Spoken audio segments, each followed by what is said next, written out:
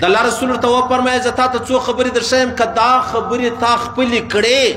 الله رب العزت په څه وکړي وایي ذلک غفر الله لك ذنبك اوله آخره لس خبرې الله و تا ته درکوي اولنۍ خبره دا ده چې الله رب العزت ستا ګناه معافوي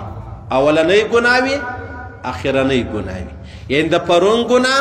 د نن ګناه د سبا ګناه وقدیمه وحدیثه پخوانی ګناه او نوی ګناه وخطأه وعمده په خطا کې درڅه سوې ده ګناه او په قصد درڅه سوې ده وصغیره وکبیره کوچنی ګناه ده لویه ګناه ده وسره وعلانیته په پټه دې کړې ده په ښکاره دې کړې ده 10 خصال دغه لس خبرې سولې نو د الله رسول فرمایي زه تا ته یو لمونځ درښیم ته راولاړ سه دغه لمونځ وکړه په دغه لمانځه کې الله رب العزت و تا ته دا تورې درکوي ستا اولنۍ ګناه ستا اخرنۍ ګناه ستا نوي ګناه ستا زړې ګناه ستا په قصده ګناه ستا خطا ګناه ستا په ښکاره ګناه ستا په پټه ګناه لس خبرې دي الله رب العزت یې و تا ته در معافوي خالص په 4 رکعات لمانځه باندې خالص په 4 رکعات لمانځه باندې هغه کوم لمونځ دی هغه صلات تسبیح چې دی هغه بلل کیږي نو پیغمبر علیه الصلاة والسلام مبارک فرمایي وایي راولاړ سه کوشش وکړه چې هره ورځ دغه لمونځ چې دی هغه کوه که هره ورځ نه په هفته کې کوه که هفته نه په میاشته کې کوه که په میاشت کې نه په کال کې کوه که په کال کې نه په عمر کې یو واره د لمونځ خامخا وکړه په عمر کې دا لمونځ یو واره خامخا وکړي هغه کوم لمونځ دی هغه دا لمونځ دی چې ته راولاړ سه د الله رسول فرمایي صلات تسبیح د 4 رکعات نفلي لمانځه نیت وکړه بس دا ووایه 4 رکعات لمونځ کوم صلات تسبیح الله اکبر و دې کړل و د الله رسول فرمایي ته راولاړ سه په هر رکعات کې 15 واره دا تورې وایه چې سبحان الله والحمد لله ولا اله الا الله والله اکبر سبحان الله والحمد لله ولا اله الا الله والله اکبر په بل حدیث کې راځي ولا حول ولا قوه الا بالله دا امر سره وای پروا نه لري په هر رکعت کې 15 واره دغه توري ووایا په 4 رکعاتو کې 300 جوړیږي د الله رسول فرمایي چې ستا څه ګناوي دي اول دي اخر دي پخوانی دي او ورستنی دي ښکاره دي پټ دي په خطا دي په قصد دي دا ټول ګناوي لوی دي کښنی الله رب العزت و تا ته در معافوي 4 رکعات نیت وتړي چې نیت وتړي لاسونه پر نامه ونس سبحانك اللهم ویل کیږي سبحانك اللهم دی ویل دوی طریقې دي هیڅ فرق نه لري په اول رکعت کې شتا سبحانك اللهم ویل وس الحمدلله وایي نو راولاړ سه 15 واره دا تورې وایي سبحان الله والحمد لله ولا اله الا الله والله اکبر ولا حول ولا قوه الا بالله څنګه بیا وایه په خوله یې شماره مه دا ګوتې داسې ونیسه دا ګوته کښې کاږه بیا ګوته کښې کاږه بیا ګوته کښې کاږه دا رقم به 15 پر راسي دا 15 ولې اوس د رکوع څخه مخکې تا الحمدلله وویله قل هو الله دې مثلا وویله اوس رکوع له نه یې تللی چې رکوع له راځې بیا یې 10 واره ووایه څنګه ووایه سبحان الله والحمد لله ولا اله الا الله والله اکبر ولا حول ولا قوه الا بالله العلي العظيم دا څو سلو دا 15 سلو لس بیا په رکوع کې ووایم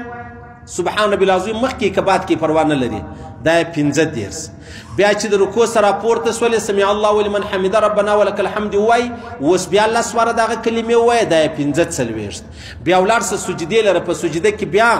10 واره دا کلمې وایي دا 15 بیا چې د سجدې سره پورته سولې کښېنه بیا 10 واره دا کلمې وایي دا 15 بیا چې کله سجدې له ولاړې په دویمه سجده کې بیا 10 واره دا کلمې ووایي دا څو دا 15 او 4 واره 15 سره یو ځای که څو جوړیږي 300 جوړیږي بله طریقه بیا دا ده چې د سبحانک اللهم ما بعد یې مه وایه چې کله تا الحمدلله او قرت وایي رکوع له راځې 15 وارې ووایه صحیح سلو بیا په رکوع کې بیا آلته چې کله ته پر دویمه سجده راپورته کیږي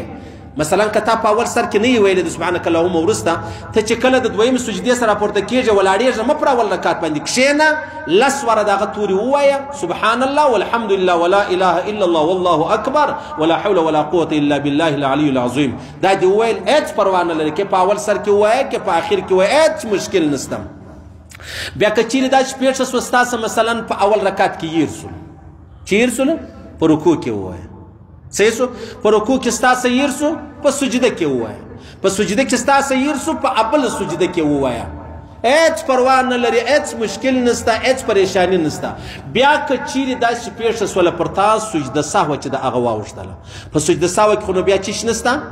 بیا دغه تورې چې دغه نه ویل کېږي ولې څه 300 پرسلو که چیرې ستاسو هلته په لمانځه کې مخته پاته سوي وو بیا سجده سهوه پر تا راغله اوس په یاد او په پلانۍ رکوع یا سجده یا ولاړه کې یا ناسته کې ما هغه کلمې نه وویلې بیا په سجده سهوه کې هم ویلی سي دا خبره مې سر خلاصولو دا کوم منسلو دا صلات تسبیح بلل کېږي اوس په دې کې خبره دا ده عزیزانو چې اوله خبره دا ده په جومات سره یې مه کوئ په جومات سره مه کوئ یوازې کوئ په جومات پسې به ته چیرې ګرځې ته به چیرې ګرځې ته په جومات باندې وکې خامخا خلک پیدا کوې او بیا بله خبره دا د محمد رسول الله مبارک ښوولي دی هغه په جومات نه دي ښوولي که بعضې بزرګان بعضې علما یې کوي لیکن پیغمبر علیه السلام مبارک ښوولي نه دي صحیح سلو بیا بله خبره دا ده چې زړه دې غواړي چې ستا زړه غواړي سهار د اشراق لمونځ وسو د اشراق پر چیمه سې ونسې بیا ځه تر زواله د ماپښینه څه تر مازدیګره چې لمونځ کېږي بیا ماښامه څه تر هغه پیشلمي و تا ته اجازه ده دغه لمونځ کوه عبدالله ابن عباس رضی الله عنهما به هر جمعه دغه لمونځ چې دی هغه کوئ هر جمعه یې دغه لمونځ چې دی هغه کوئ بیا په دې کې بله خبره دا ده عزیزانو چې پیغمبر علیه الصلاة والسلام مبارک د دې انتهایی ډېر ثوابونه وښول ثوابونه څنګه ثوابونه د الله رسول فرمایي وایي که ته دغه 4 رکعاته لمونځ وکې که ستا ګناوې دومره وي لکه د ریګ زرې لکه زموږ ته ریګ نه دی د بولدک سره واقع چمن پر ریګ باندې پروت دی دا شاته خو ریګ دی د ریګ څو ذرې دي خو یو الله یې شمارلی سي محمد رسول الله فرمایي د ابن ماجه حدیث دی که دومره ګناه هم ستا وه الله رب العزت یې در معافوي بیا د الله رسول فرمایي وایي که چیرې ستا ګناه دومره وه لکه د سمندر ځګ راواخله څو ځګ یې دی یو الله په خبر دی دا د طبراني حدیث دی پیغمبر علیه السلام مبارک فرمایي په دا 4 رکعاتو لمانځه د صلات تسبیح الله رب العزت و تا ته در معافوي بیا د مصنف عبدالرزاق کس بیا مطلب په هغه کې دا روایت دی که دومره ګناوې تا کړې وې لکه د اسمان ستوري د اسمان څو ستوري دي یو الله په خبر دی په تعداد باندې د الله رسول فرمایي چې ته دا 4 رکعات لمونځ وکې الله رب العزت و تا ته دا ګناه چې ده هغه در معافی که تا دومره ګناه کړې وله او بیا د الله رسول فرمایي مصنف عبدالرزاق بل روایت را نقل کړی که ستا دومره ګناه وې لکه د دې دنیا ورځې دنیا الله کله پیدا کړې ده الله په خبر دی کله الله رب العزت د دنیا پناه کوي الله په خبر دی په مابینځ کې څو ورځې راغلي د کال څو ورځې دي د 100 کالو څو دي د 1000 څو دي د 100 څو دي د الله رسول فرمایي که ستا دومره ګناه وه الله رب العزت یې ورته در معافوي او بیا د الله رسول فرمایي د ابو داود حدیث دا دی که تا دومره ګناه کړې وه لکه پر دې روی زمین انسانان څو انسانان دي یا په حالت څو انسانان دي یا لا اول ورځ د آدم علیه السلام سیونه چې تر اخري ورځ پورې څو انسانان دي چې دومره ګناه هم تا کړی یې الله رب العزت په دغه لمانځه باندې ستا ګناه چې دغه در معافوي